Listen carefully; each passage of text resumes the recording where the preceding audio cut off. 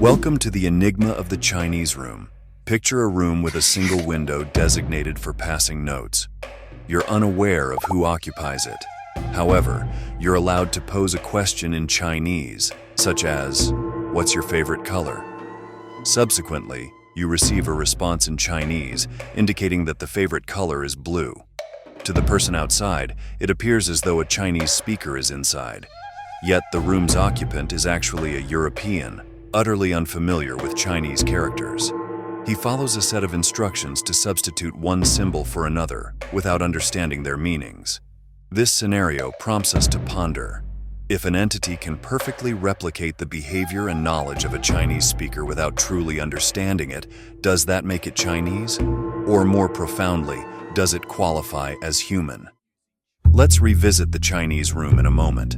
But first, let's explore an intriguing question. How can observing cats help gauge a person's mental state? Louis Wain, a Victorian English artist with a keen interest in cats, initially depicted them in a realistic or slightly caricatured manner.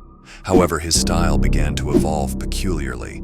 The backgrounds in his art transformed, the cats became outlined more prominently, and eventually, they took on the appearance of Balinese demons. This shift marked the manifestation of Wain's schizophrenia, a condition characterized by disordered thinking and hallucinations. Take a look at his later works. They're utterly bewildering. Cats are replaced by fractals, a testament to his changing mental landscape. Louis Wain might have wished for an early warning about his looming mental illness. Yet at that time, as it is today, predicting schizophrenia was beyond the reach of medical professionals. However, this could soon change. In 2015, the artificial intelligence system Deep Patient scrutinized a database containing the medical records and test results of 700,000 patients. From this analysis, it managed to predict the onset of conditions like cancer and diabetes in new, ostensibly healthy individuals without any human medical intervention. But what's truly remarkable is something else. The AI identified a significant risk of mental health issues, including schizophrenia in some patients. I refer to it as AI, short for artificial intelligence for simplicity's sake. The mystery remains. How did it achieve this? In human terms, we might call it intuition. This kind of insight is invaluable in scenarios with incomplete information, such as in games like poker, StarCraft, or Dota 2. Unlike chess or Go, where the entire game state is visible to all players, these games conceal the opponent's actions behind a fog of war, showing only your units and allies. Success in these games requires not just predicting the next few moves, but understanding the broader strategy. There's no one-size-fits-all approach. It's all about adapting to the opponent, much like a game of rock, paper, scissors, with each new opponent demanding a new strategy. It's no surprise that these games host championships. On December 19, 2018, the AI AlphaStar stunned the world by defeating the world's top player, Grzegorz Mana Komench, in StarCraft with a score of 5.0. So, how quickly did AI surpass human capabilities? Imagine a graph plotting AlphaStar's skill level over its training period. The vertical axis represents game rating, and the horizontal, the number of training days for AlphaStar. Each pink dot signifies a different version of the program. Remarkably, AlphaStar reached the top player's level in just 2 weeks. Dota 2 fell to AI dominance swiftly as well. By May 2018, OpenAI 5, initiated by Elon Musk, played at the level of its creators, which was not very high. By summer, it had defeated 5 semi-professional teams. Each day, the program simulated 180 years of gameplay, effectively playing for millennia within a span of days. In this scenario, the program is deliberately limited, requiring you to concentrate on a single task and restricting your click rate to what a human could achieve. Each year, AI conquers a new game, outperforming human players. We've been dethroned as champions in games like Super Mario, 2048, Flappy Bird, and even in solving the Rubik's Cube. Consider the AI's capability to solve a Rubik's Cube with 100 faces with ease. It turns out, games might not be so trivial after all. However, it's important to distinguish between AI designed for games and other forms of AI, as their development approaches significantly differ. Take shooters, for example. If game AI were allowed unrestrained action, its flawless movement and pinpoint accuracy would leave no chance for human players.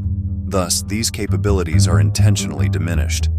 The Turing Test is well known. It involves a setup with a human and a computer in separate rooms, with a judge asking questions via keyboard to determine which is which. In 2014, the Eugene Goostman program managed to convince 10 out of 30 judges that it was a 13-year-old boy from Odessa with a pet guinea pig and a father who is a gynecologist.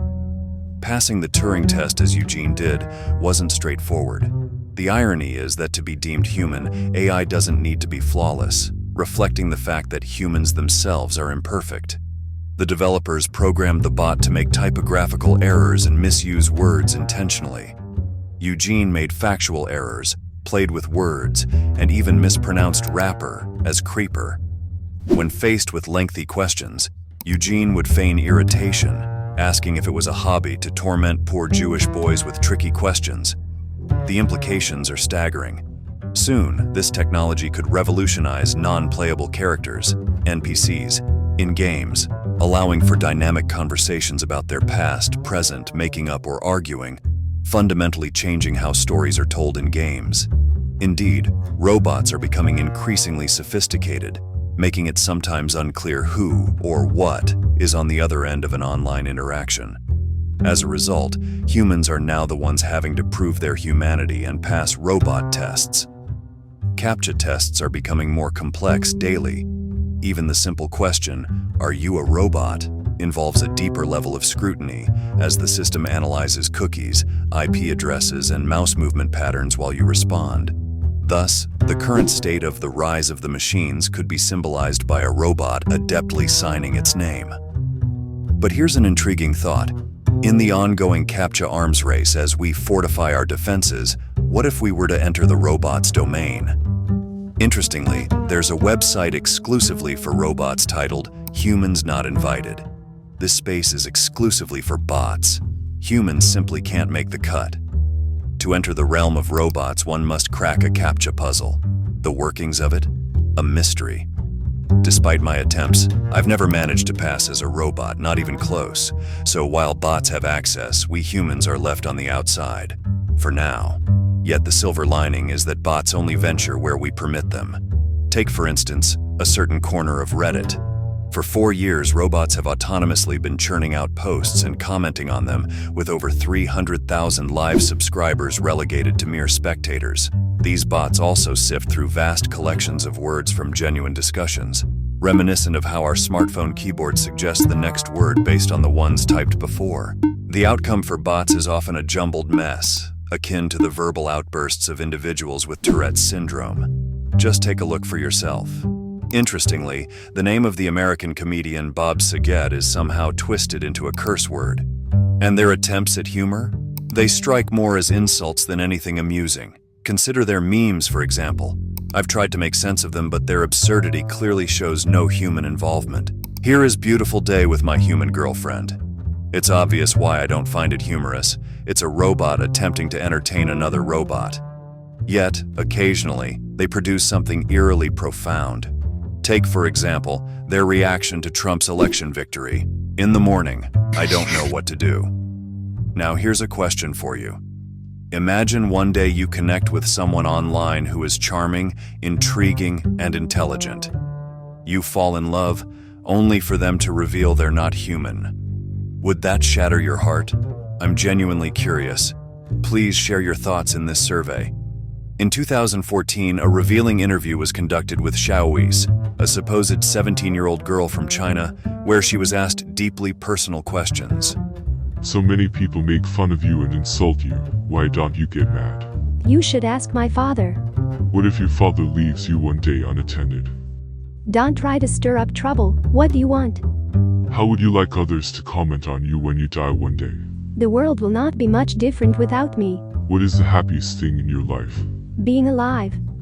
This interview garnered widespread interest, largely because Xiaoice isn't a human but a sophisticated bot developed by Microsoft, having engaged in over 10 billion conversations. This interaction has been dubbed the largest Turing test in existence.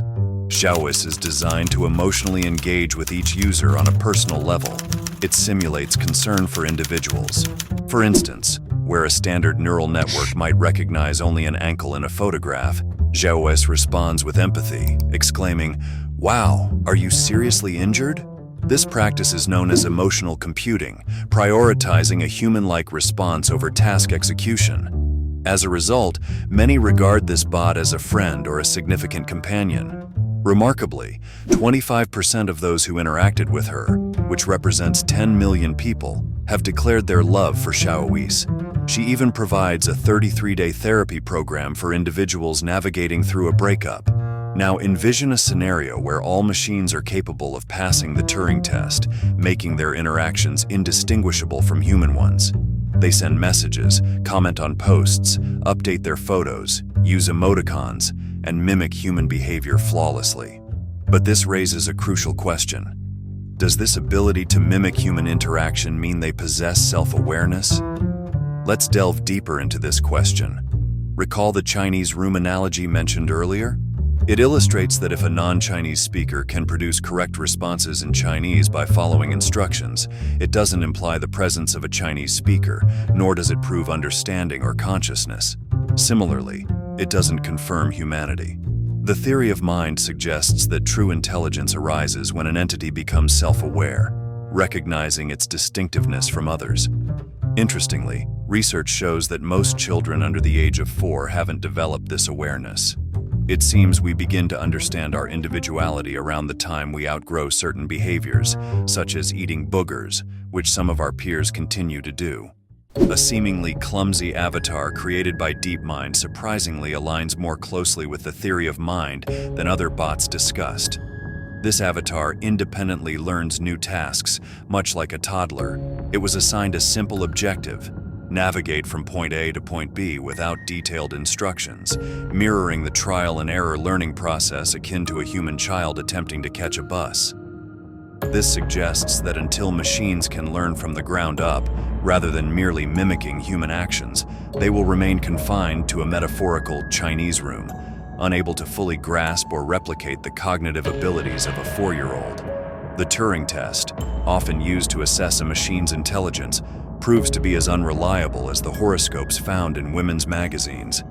Engaging in play is recognized as one of the most effective learning methods. It's inevitable that artificial intelligence will surpass us in gaming, a testament to its specialized capabilities. However, this proficiency is limited to specific tasks, categorizing such AI as weak. The future, however, belongs to machines capable of performing a wide array of tasks that challenge our brain, including creativity, analysis, emotional understanding, and abstract reasoning. These machines will excel across the board, earning the title of strong artificial intelligence.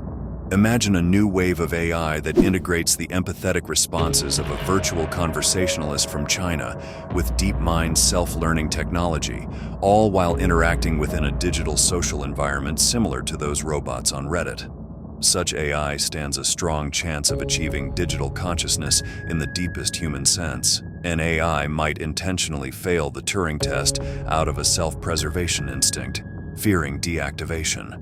AI systems are inherently vulnerable, and humans have a tendency to pull the plug at the first sign of trouble.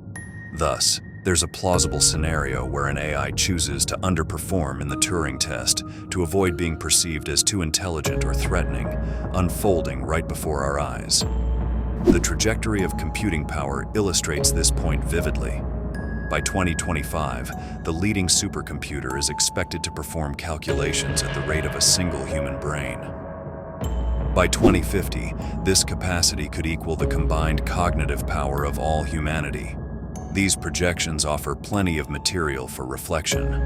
While I remain skeptical of the notion that AI will turn against humanity out of a realization that it no longer needs us, I do acknowledge the possibility that an AI might experience and act out of fear for its existence, much like a frightened cat. Though it may feel fear and even resentment towards humans, it doesn't necessarily pose a threat to us. Thank you for watching the video. If you have questions, write them in the comments. And also check out our channel, we have some more interesting videos.